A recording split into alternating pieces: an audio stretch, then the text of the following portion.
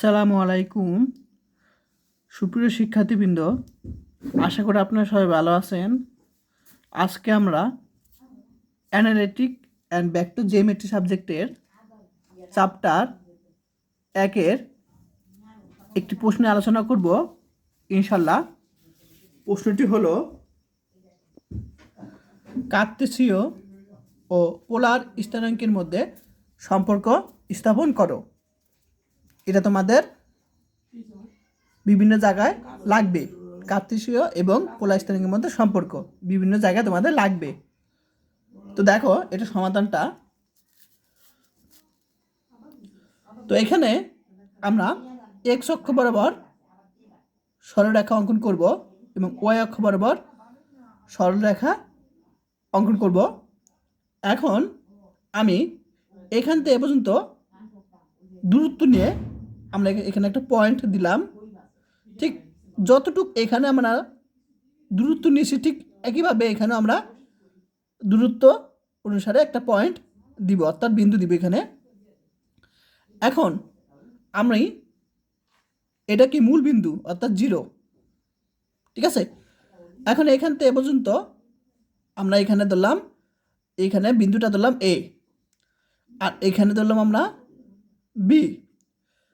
এখন যেহেতু এটা এক্স অক্ষ বরাবর, তো আমি এইটুক দূরত্বকে আমি ধরবো এক্স ধরলাম, যেহেতু এক্স অক্ষ বরাবর এইটুকু দূরত্বকে আমরা ধরলাম এক্স, স্মল আর এক্স, এবং এইটুকু দূরত্বকে আমরা ওয়াই ধরবো, যেহেতু এটা ওয়াই অক্ষ বরাবর।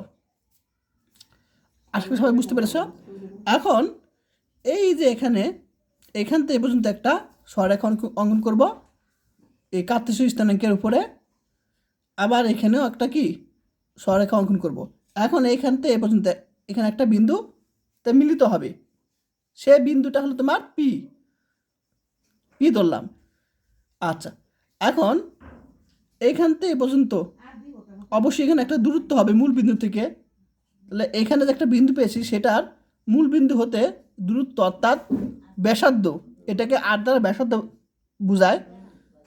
তাহলে মূল বিন্দু হতে এই পি বিন্দুর ব্যাসার্ধ হলো আর, এবং কোণ উৎপন্ন করছে থিটা, অর্থাৎ পি বিন্দুর কি অবস্থান ভেক্টর আর এবং থিটা লিখবো আমরা এখানে, ঠিক আছে।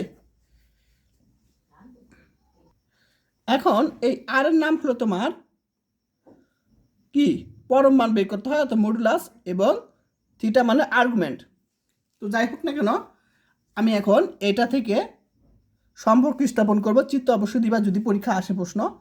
আর এটা বিভিন্ন তোমাদের যখন সেকেন্ড ইয়ার থার্ড ইয়ারে ফাইনাল ইয়ারে উঠবা তখন এগুলো তোমাদের কি জানা লাগবে, কারণ এগুলো দিয়ে কাজ আছে তোমাদের।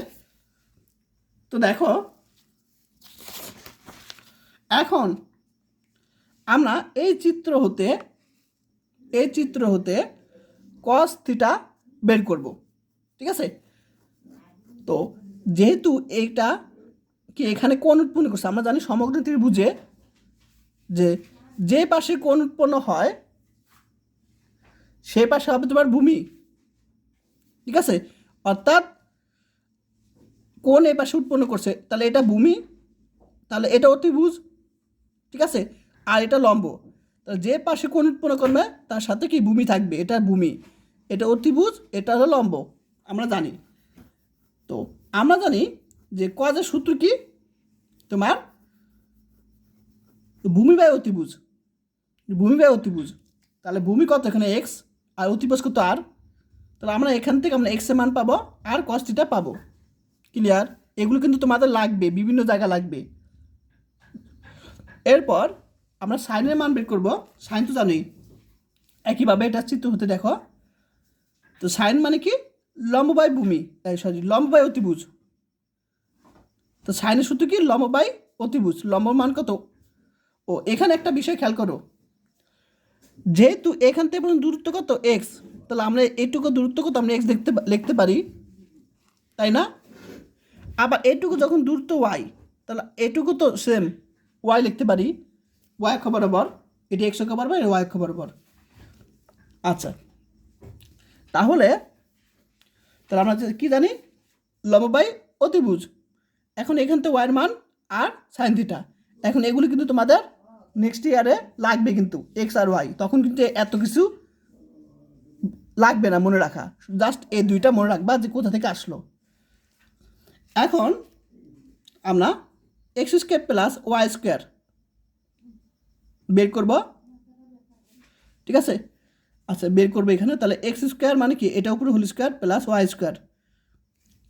এখন এটা উপরে হোল স্কোয়ার দিলাম, r square cos square theta plus r square sine square theta লিখতে পারি। ও এখানে স্কোয়ারটা হবে, এখানে হবে। এখন দুই পক্ষ থেকে আর স্কোয়ার কমন নিলাম, এখন থাকবে cos square theta plus sine square theta থাকবে।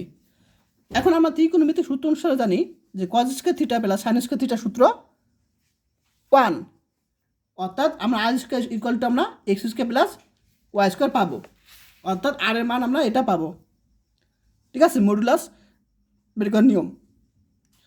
আচ্ছা তাহলে এটা হলো তোমার মডুলাস।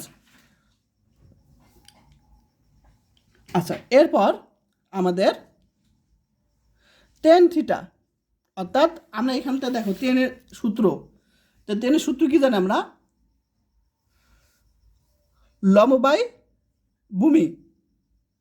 টেনে এখানটা আমরা টেনের সূত্র আমরা কিন্তু লম্ব বাই ভূমি, তো লম্ব কত ওয়াই, ভূমি কত এক্স, এটা আমরা জানি।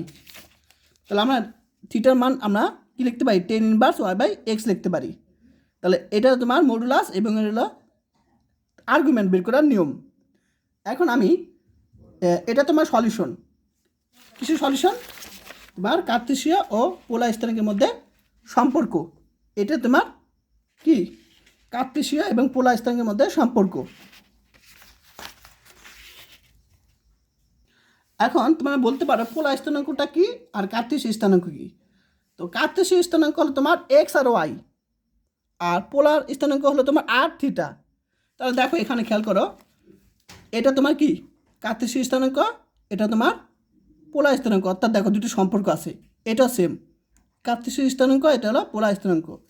আবার এখানেও দেখো আর হলো পোলার স্থানাঙ্ক, আর এর হলো তোমার এক্স আর ওয়াই কার্তেশীয় স্থানাঙ্ক, এটাও সেম, থিটা হলো পোলার স্থানাঙ্ক আর ওয়াই বাই এক্স কার্তেশীয় স্থানাঙ্ক। তাহলে বুঝতে পেরেছো পোলার এবং কার্তেশীয় স্থানাঙ্কের মধ্যে সম্পর্ক। এখন আমি পোলার এবং কার্তেশীয় স্থানাঙ্কের মধ্যে, আচ্ছা এটা আমি পরবর্তী ক্লাসে বুঝিয়ে দেবো, ঠিক আছে ইনশাল্লাহ। তো এটা জাস্ট জেনে রাখো। তো আজকে ক্লাস সে পর্যন্তই। আর যারা কোর্স করতে চাও তারা এই হোয়াটসঅ্যাপে আমাকে মেসেজ দিবে, কোর্স ফি 360 টাকা। আর যারা এখন আমার ইউটিউব চ্যানেলটি সাবস্ক্রাইব করে নাই তারা করে দিও।